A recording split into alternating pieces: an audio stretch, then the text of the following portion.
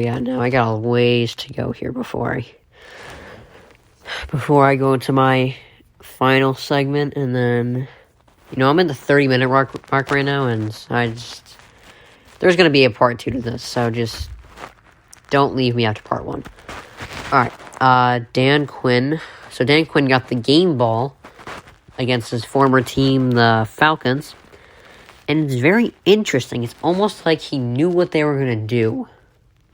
It's almost like he had seen that offense before, So crazy.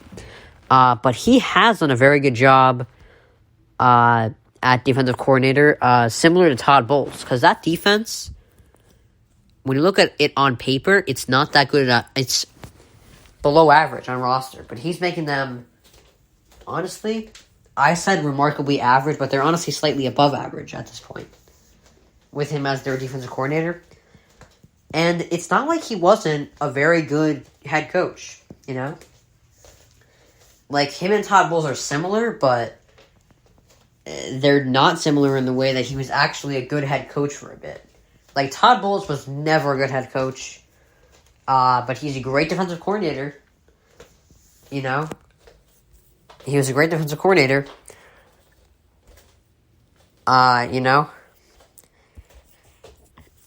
And he's been flourishing as defensive coordinator after it kind of just fizzled out, I think, with the Falcons. It happened with McCarthy and the Packers. It just fizzled out,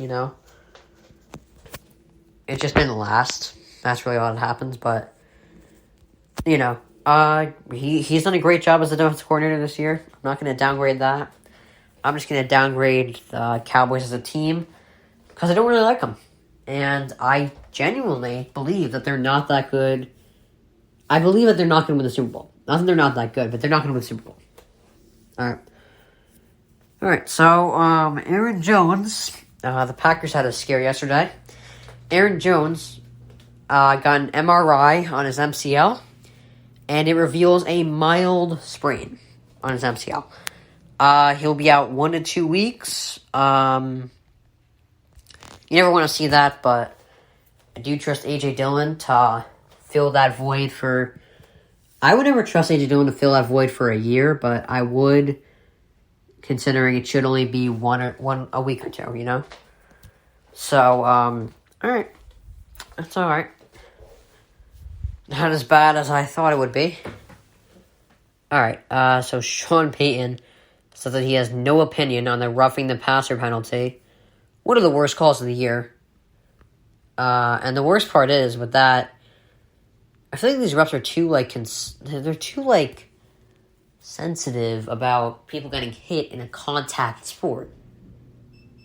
Football's a contact sport. People get hit all the time, of course. And that roughing the passer penalty impacted the game and got the Saints to lose. So it's an even bigger deal now.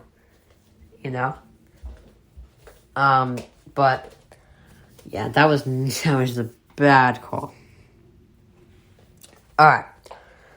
So Mac Jones had a pretty good game against the Browns. And here's where I credit Jones over the other quarterbacks. Now, most people would argue, since he was drafted the latest of all the quarterbacks, he got the best position, which is true. The Pats are the best position. I originally thought the Bears were a good position, but they're not. So, because that defense is a lot worse than it was last year. That O-line is abysmal. And, what is it?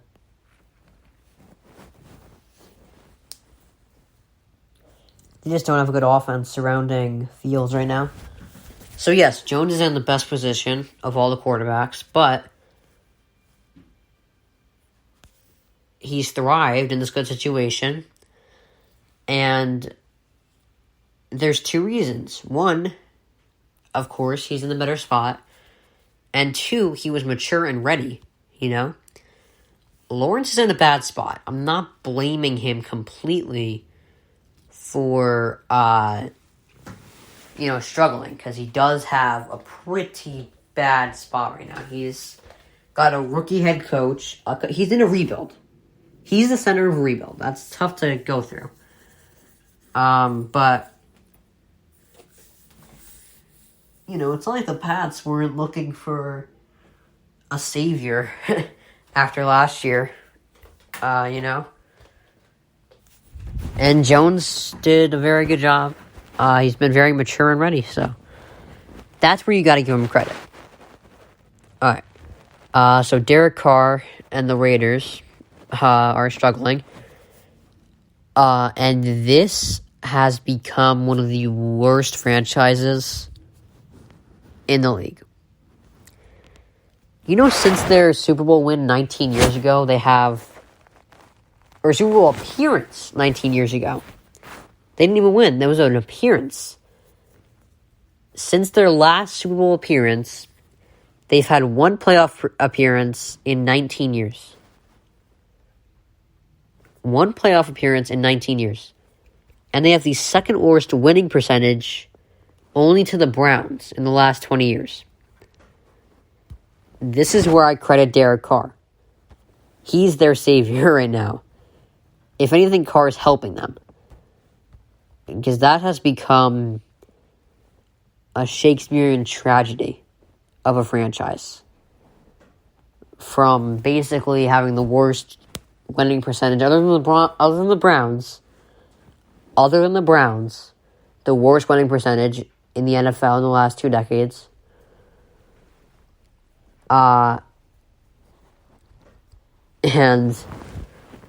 this year has been like I said, one of the worst with John Gruden and Henry Ruggs and all the scandals and crises. This is just not a good year for Raiders fans at all. But this is where I credit Carr. I think he makes it better, if anything. All right. So the Lions avoided an 0-17 season. And oh my gosh, I was looking forward to seeing them be the first 0-17 team. Because they were the first 0-6. Oh, that would have just established them as the worst franchise on this planet. That would have been the best. But they avoided it by tying with the Steelers. And I thought the Ravens and Dolphins game was bad. This was rough. By the way, Goff. I thought Goff was bad. I thought he was. I just didn't think he was good. That was really what it is. I just didn't think he was good. It went from me thinking he was good. In 2018, I thought he was good. Then I thought he was average, Then I thought he was inconsistent. Then I just said, okay, he's not good. And then I said he was below average. Now I'm just at the point where he's just bad. He is a bad quarterback. You cannot lose against a backup in Mason Rudolph when you're a starter. When you're supposed to be a starting quarterback in this league, you can't lose to a backup. And the Lions front office doesn't even trust him. They weren't even throwing the ball. All right, here's a backup quarterback that struggled yesterday. Mike White, 4 interceptions, 33 passer rating against the Bills. And this is really what a backup quarterback should do.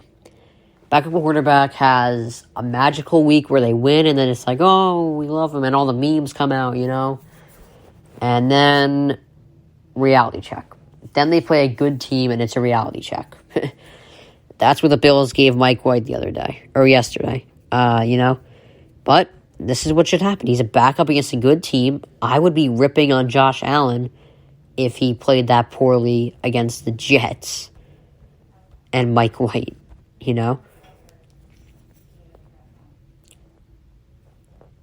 All right, so Myles Garrett, the best player on the Browns, or maybe the defensive player of the year this year, called out the Browns for a lack of in-game adjustments. And that's a big dig from your best player. And I think it pertains to everyone in the coaching staff. I don't think it's just Stefanski. I think it's also, I think that's also directed at the defensive coordinator and the offensive coordinator. Everyone in the coaching staff just has to make adjustments. I really don't think Kevin Stefanski is the problem. He's the coach of the year, but I think he is part of it. I think he does have something to do with it, And adjustments are important. That's the but it is also, even though they're important, it's also a mistake that a lot of even veteran head coaches make. Harbaugh made it. Harbaugh made that mistake against the Dolphins just this week. But on the other side of things, Belichick and the Pats are pretty much back to playoff form now. All right. Now, how long do I have to get through these takeaways? Okay, I got 5 minutes to do takeaways from every game, so let's get that going. Do I even bother doing music? Yeah, I'll do music. All right, this is I'm in a rush. I got 4 minutes. I got pretty much 4 minutes to do a breakdown of like 10 NFL games. So I'm going to just rush through them all. I'll try to give you guys as much data as possible, but I am going not the music I want.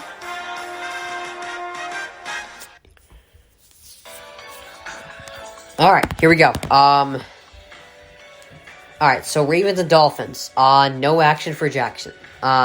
Fewest rushing yards in the Lamar era. Just not an entertaining game, like I said. Just not a good coaching day for John Harbaugh at all.